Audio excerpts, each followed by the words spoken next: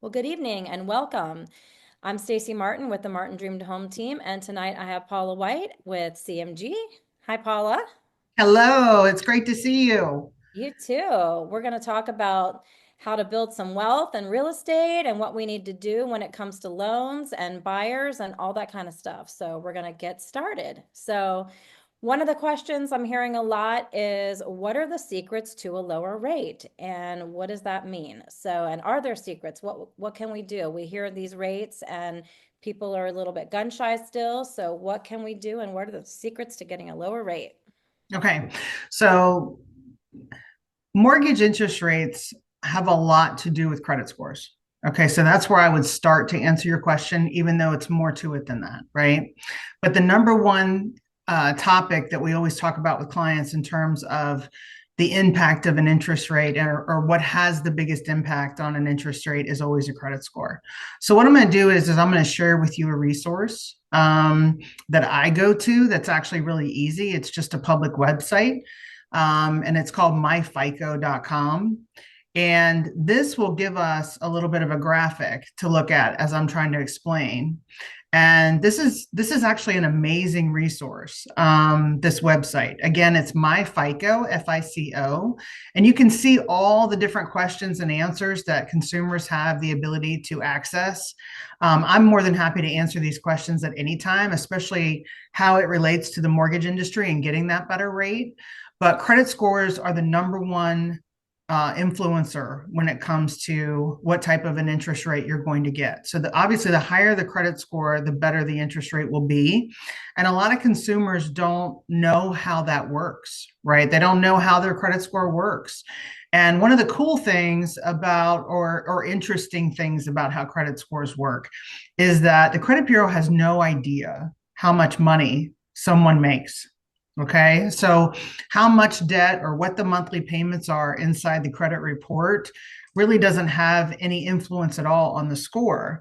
And so then a lot of people don't, they're scratching their head, well, how does that work? So the graphic in front of you, and don't get me wrong, this is an entire article that we don't have time to get into today, but if anyone wants to look at it, I can put the link in the chat and share that. But 35% of your credit score is your payment history. So if we've had some unfortunate late payments, that's not the end of the world. We just need to put some distance between, the time of application and those late payments. Or if they were put in the credit report as an error by the creditor, we can talk about how to get that off, right? 30% is how much you owe. And the biggest part of that is credit cards. So what we call revolving debt, which is any type of an account that you can pay down and reuse at your leisure, right? Whether it's a home equity line of credit that might be attached to a current house or a credit card, you want to make sure that you don't owe unless it's completely unavoidable. Sometimes we have emergencies in our life and we have to rely on those credit cards to get us through a tough time. That's okay. But at the time you want to apply for a mortgage, you want to make sure that your balances, if you can, are 30% of the high credit or less. Okay. 10% would be new credit. So if you've gone out recently and you've bought a new car or if you've applied for student loan debt, anytime a creditor of any type, regardless of what type of credit you apply for, anytime they do a hard hit inquiry to your credit report, that's going to affect your credit score. So we want to make sure that you limit who you're applying with and only do it when it's absolutely necessary.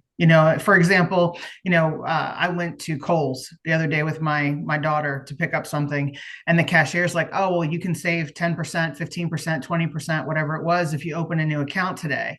If people get in the habit of doing that because it reduces the cost of what they're purchasing, that also creates inquiries on their credit report, which will lower their credit score. So we really want to try to avoid that if we can. And then the length of credit that the amount of time that someone's been in the credit bureau, the amount of time that someone's been actively making payments. And then the credit mix, which means, do you have 5 accounts in your credit bureau and they're all credit cards and you don't have an auto loan, you don't have a student loan, you don't have any sort of installment debt? So these are the factors that are the most important when it comes to affecting your credit score. And perhaps just knowing this information so that we can manage it as an individual will really help when it comes time to apply for a mortgage and your mortgage interest rate should be much less if your scores are much higher. The other thing that impacts your interest rate quite a bit is the amount of down payments you have. And a lot of people think that the more you put down, the lower the rate is. And that's true to a certain extent, but we have a tremendous amount of loan programs that don't heavily rely on the down payment in order to give that person the better rate. So things like credit scores, things like down payment, those are all part of what we refer to in our industry as an LLPA, or a loan level price adjustment. And we have mortgage loan programs, especially first-time home buyers or people that meet certain income limits, whether it be qualifying income or household income. And if they qualify for one of those loan programs, they're completely exempt from an LLPA. So that means that somebody perhaps with a 660 credit score, putting down 3% or 5%, might even get the same interest rate as somebody with a 780 score, which is the best you can possibly achieve in our industry. If someone qualifies for government loans, such as FHA, VA, USDA, those are not LLPA based, at least not as heavily as the conventional market are. So we might be able to say, okay, well, if your scores are this, we can get you approved, but maybe switching over to an FHA loan or maybe switching over to a USDA loan would give you a much better interest rate. And looking at that possibly might be able to save someone quite a bit of money. Okay, great. Mm-hmm. So what type of mortgage programs are available if they don't want to put down a lot, like they want to save their cash? A ton. Every loan program that we do in our industry, that we originate in our industry, has a low down payment option. Okay, that for as long as I've been in this industry, which is almost 24 years, that's one of the biggest myths that we find ourselves busting all the time in our industry is I need to have 20% down. Right. That is not true. And even my parents, when back in 1993, when I bought my first house and 30-year fixed rates were 14 and 5/8%. Yes, you heard me right. 14 and 5/8% was a 30-year fixed rate back then. And I ended up taking a 1-year ARM at 10.5% just to be able to get in, which was ridiculous. Even back then, my parents were like, oh, you should save 20%. You don't want to have to pay mortgage insurance. You don't want to have to pay higher interest rates. I can tell you that our entire industry has changed. And let me put it this way into perspective. So if the average consumer wants to purchase a house, and let's say that they have 5% to put down, okay? And they do that. Let's say they qualify for a $500,000 house. So they go ahead, they put 5% down, and let's say the mortgage insurance premium for that particular loan is $160 a month. Okay. Or just for easy math, let's say it's 100 a month. So what happens with mortgage insurance is yes, that is true. If you don't put 20% down, you have to have mortgage insurance. It gets added on to the taxes and insurance part of the payment or the escrow. And you have to pay that until the equity position in the house reaches that 80% loan to value, as if you had put down 20% to begin with. Okay. But in our area, in the Northern Virginia area, our property values are rising very quickly. So on average, depending on where the property is, someone would be able to possibly reach that 80% loan to value within 2 to 5 years of owning the house. So, best case scenario, if it's $100 a month in mortgage insurance and they were able to drop it in 2 years, that's only $2,000. If you're trying to put down 20% of a $500,000 house, how long is it going to take you to save $100,000? Right. That's such a big difference. So, and based on what someone makes or their household income, they even maybe could qualify to write off the mortgage insurance on their taxes. So, there are ways that you can move forward with 3% down, 3.5% down, 5% down, or if someone is a veteran or active duty service member, VA entitlement and VA financing gives them 0 down. And we have lots of other programs that do 0 down. If you're a first-time home buyer, you can go through Virginia Housing, and they will offer more than 100% financing. They'll even give you a little bit left over once the house sales price is paid for to use towards your closing costs. And so paying mortgage insurance, which is what our parents advise us to stay away from, is nowhere near as expensive as it used to be. And it's not for the life of the loan unless you have an FHA loan, which then you can refinance and get out of it. So please, please do not wait until you save 20% because that may be, I don't even know how long, 10, 15, 20 years before someone, the average consumer that we speak to every day, is able to get that money and move in. And the prices are just going up so high because the inventory is low that definitely now would be a much better time than waiting until you had that 20%. Right. Prices around here went up over 6% in a year. Mhm. So Yeah. like compound that times 10 years, 15 years, it's like, I mean, we don't know. We don't have a crystal ball, but we just know it's not getting cheaper unless we have just some major event, right? So, Right. Well, the supply and demand is not, we have an inventory shortage because we have more supply than we have demand. And based on the statistics that I watch every day, it would possibly take us 8 to 10 years to right side that supply and demand. So, if that's the case and real estate's gone up 6% within the last year, I don't see that ending anytime soon. So if you get in while you can, all of that equity would be yours. right. Mhm. Yeah, people that just bought, 2 years ago have a ton of equity. And there's still people who called and wanted to buy 2 years ago that said, no, I'm going to wait because I really Right. think this is going to happen or that's going to happen. And it didn't happen. So Right. unfortunately. Absolutely. Right. Absolutely. Right. So costs are a big thing, obviously. Everybody's money is on the top of their mind. How much do I have to put down? And then how much are my closing costs going to be? And I Right. get this question a lot about, what can I do to minimize my closing costs? And is there anything I can do to make it a little bit, cheaper for me to not have to bring as much? Of course, yeah. So closing costs in the state of Virginia, I know that we're sort of in a tri-state area, right, where people might entertain purchasing in DC, Maryland, or Virginia. But typically speaking, in Virginia, closing costs are going to come to about 2.5 to 3% of the price. Okay. What falls under the heading of closing costs would be appraisal fees, title insurance, tax escrows, all the different services that have to be performed as part of a real estate transaction in this state to bring that customer to closing. Okay, that's in my opinion what falls under the heading of closing costs. So the cool thing about closing costs are that if you're able to negotiate for the seller to pay all or part of that for you, that's the number one way to avoid having to pay it. Right. So if in a very competitive market, like we were just talking about, getting the seller to pay your closing costs is probably not going to happen.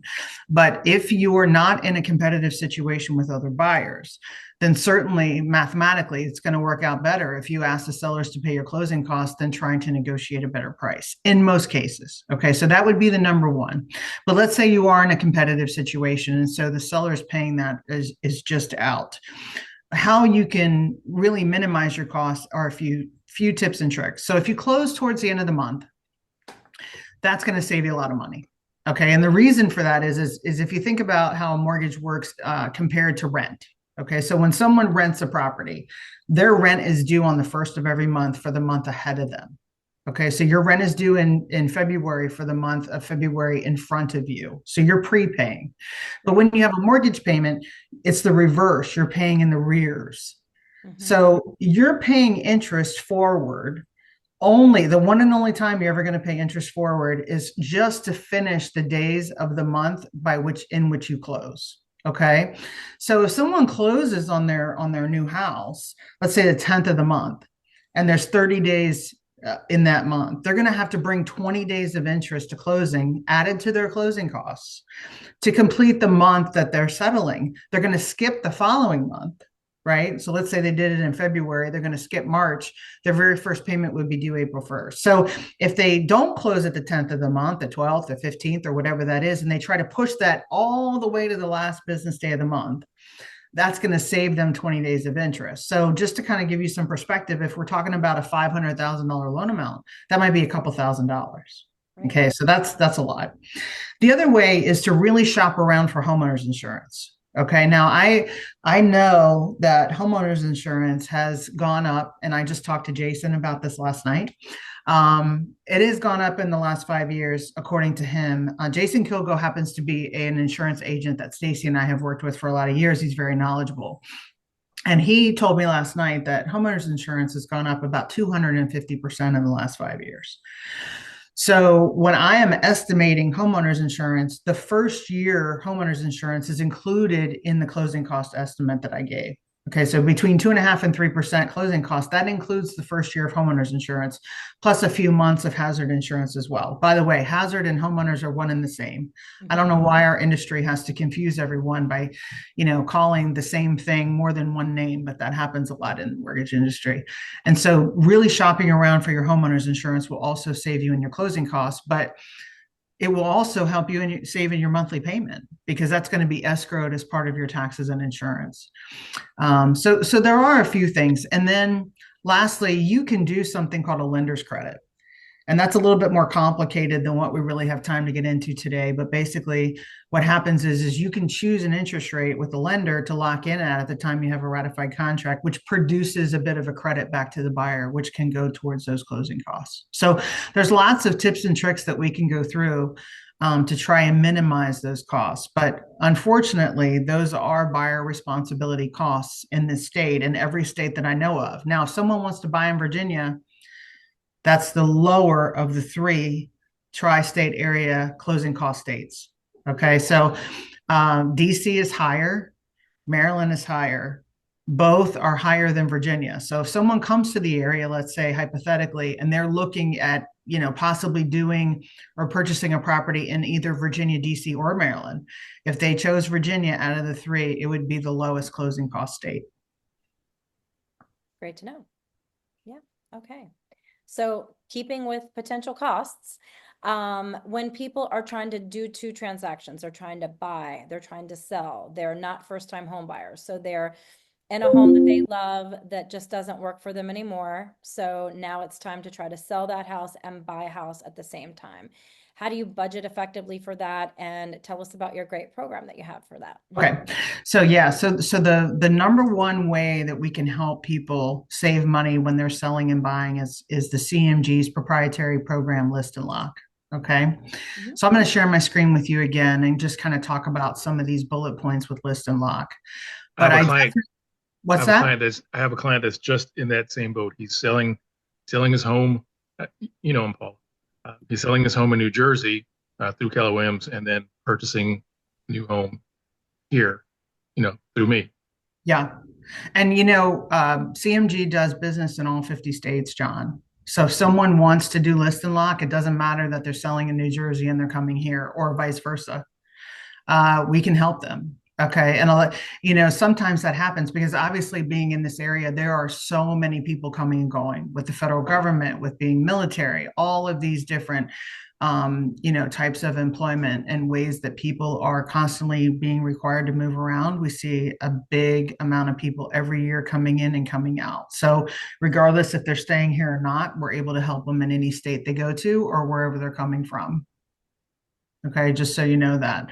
But what List and Lock basically does is the seller of the property will agree to contribute to buy down the interest rate for a prospective buyer that might be interested in their house. And right now, with interest rates in the mid to upper sixes on average, this can make a gigantic difference because what happens is that the seller of the property is going to determine through a conversation we have what they're comfortable contributing. And then CMG Home Loans will also make a contribution to buy that rate down equal to 1% of the loan amount. Or sorry, 1% of 1% of the loan amount.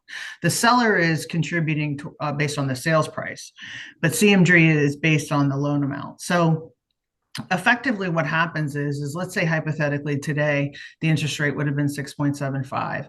If your seller wishes to participate with CMG based on what they're going to contribute and CMG's contribution, then that could effectively take the rate all the way down to 5.25 or even 5%. And there's one of two ways that that can be advertised to the consumer or that the consumer can take advantage of that. So the seller can go ahead and pay a fee upfront to us at $995, and we will go ahead and lock them in for 60 days. Okay. And we're not locking in the seller, excuse me, we're locking in the property. So whoever comes along and may qualify for that interest rate and may qualify for that loan, we're going to let them go ahead and take advantage of that and close on that house within 60 days. Now, if we don't know, or based on the market conditions, we suspect as real estate professionals based on the information surrounding that particular property that we may not have a buyer within 60 days. Then the alternative would be for the seller not to pay the $999 fee, but they can pay a $49 fee instead. We'll go ahead and make all the contributions on their part and our part. And then whatever buyer comes along, we're going to float until we have that particular person to then lock in that particular rate for them. Okay. So it can be either way. The biggest savings, which was really what Stacy's question was all about, is if we have, as you can see here on the flyer, sort of in the middle, we have something called a save option. So if a seller enrolls in this program and we do the loan for the buyer, we will give that seller a $5,000 closing cost credit on the one they're buying as long as we do the loan.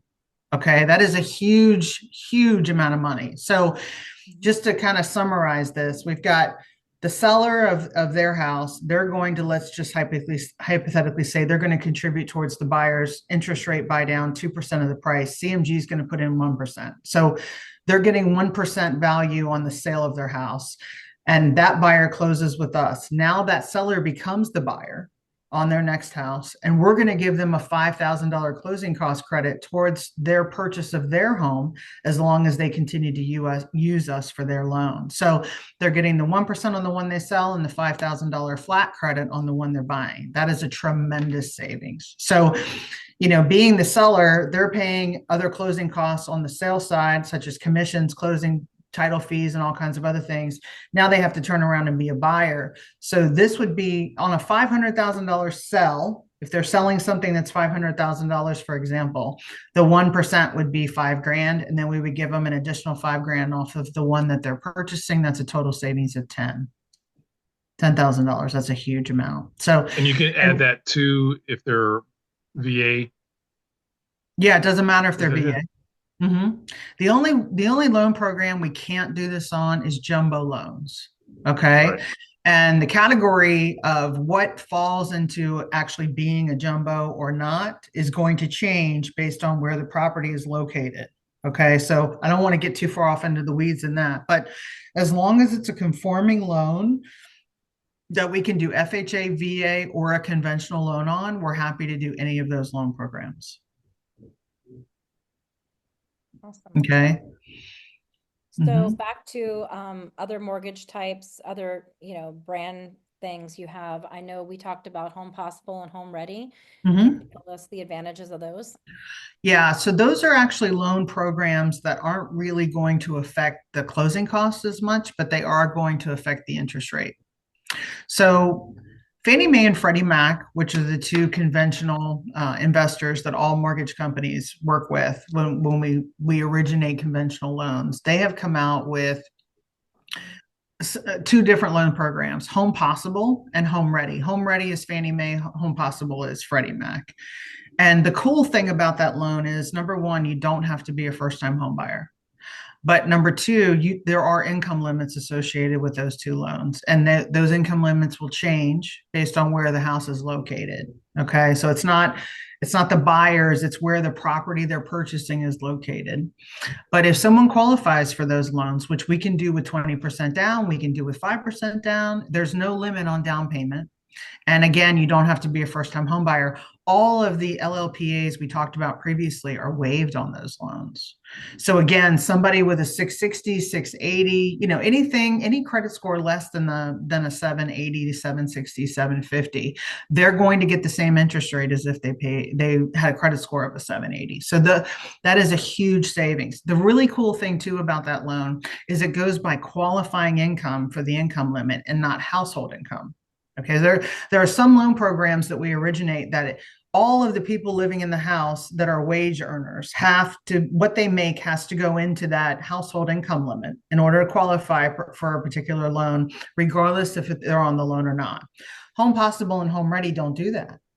They go by the qualifying income, which is completely different. So that enables us to have a little bit more control. So let's say we have a husband and wife that want to apply for a mortgage. Well, if one of them qualify, I don't need two of them. right? So we might be able to take one off and go ahead and qualify them on just one income instead of both. And because that's qualifying income, as long as it meets the income limit for either the Home Possible or the Home Ready program, they can take advantage of a much better interest rate. So those are the tips and tricks that working with a really good mortgage professional that's willing to sit down and take the time to review every option that that particular application qualifies for, and then making sure they present everything available to them. It's really worth it. Right. Yeah, absolutely. So my last question, and we talk about this all the time. Obviously, you're our professional go-to, but people ask how they can estimate how much they can afford. So Mhm. what's your best advice on that? Just if they're just thinking about it and they're not quite ready to call yet, but maybe they are ready to call at some point. What's the best thing to do? So as we talked about before, house prices have risen and they will probably continue to do so. And an easy way for someone to kind of get an idea of what they might qualify for is if they take their total gross monthly income Mm-hmm. and depending on their comfort zone, right? Because what I might approve somebody for may or may not be within their comfort zone or what they're willing to Right. pay. So, depending upon their comfort zone, if they take their gross monthly income and times that by somewhere between 35 and 42%, that is the average mortgage payment that they would qualify for. Okay. Okay, now that in our industry is called the front ratio. Okay, so when mortgage companies approve or qualify a particular application or individual, there are two debt to income ratios we look at. One is the front ratio, which is the percentage of the gross monthly income of just the mortgage payment, including homeowners insurance, including property taxes and any HOA or condo fee, right? All that has to be in there. So when someone, that's the cool thing, or maybe the different thing. I should use the word different, especially that first time home buyers sometimes have a hard time getting their mind around because more than likely, unless you've owned a home before, everything you've ever borrowed money for is just a principal and interest payment, right? So they have to understand, and part of the education process is to understand that there's a principal and interest portion of the mortgage payment, but then on top of that, we're adding the homeowner's insurance, the property taxes, and the HOA or condo fee. So when we talk about what a mortgage payment is in the mortgage industry, it's the sum of all of those. Okay. So if someone wants to see what they would qualify for, most mortgage companies are going to approve you at somewhere probably no more than about 42% of your gross monthly income just for the mortgage payment. Okay. So if you have auto loans, you have credit card debt, you have student loans, or any of the other debts, that's going to be added onto the mortgage payment. And then that mathematical equation is going to equate what we call the back ratio. So we have a front and a back. The front is just the house, and the back is the house plus all the other debts that are reported in the credit bureau. And the sum of all of that can never, ever, ever on a conventional loan exceed 50% of their gross monthly income. Now, VA, FHA, they do things differently. So the way that we qualify those types of buyers, there is a way they can exceed 50%. But just generally speaking, in terms of a conventional buyer, which more than 70% of all home buyers use some sort of conventional financing. So there's a 7 out of 10 chance that anybody that sees this is probably going to end up using conventional financing. You really don't want your total debt to income ratio to be more than 49.999. And Mm-hmm. out of that, the max mortgage payment is probably going to be around 42%. Right. Okay. So the bottom line is get a great loan officer like Paula, and she'll walk you through all the programs and make sure you're really well educated. So Paula, do you Yep. want to share your information so people know how to find you? Absolutely. So I am a senior VP and a senior loan officer for CMG Home Loans. My cell phone is always the best way to reach me, 703-328-6492. You can text me there as well. Um, and basically, we can always email and things like that, but I find nowadays most people like to text more than they like to email, and they're a lot more responsive and they tend to just prefer that method of communication. So again, one more time, my cell phone, which is for calling or texting, 703-328-6492. All right, awesome. Well, thanks everyone who joined us tonight. We look forward to having more discussions with you in the future, Paula. So thanks for joining us, and everybody have a great night. Thanks you for for the having me.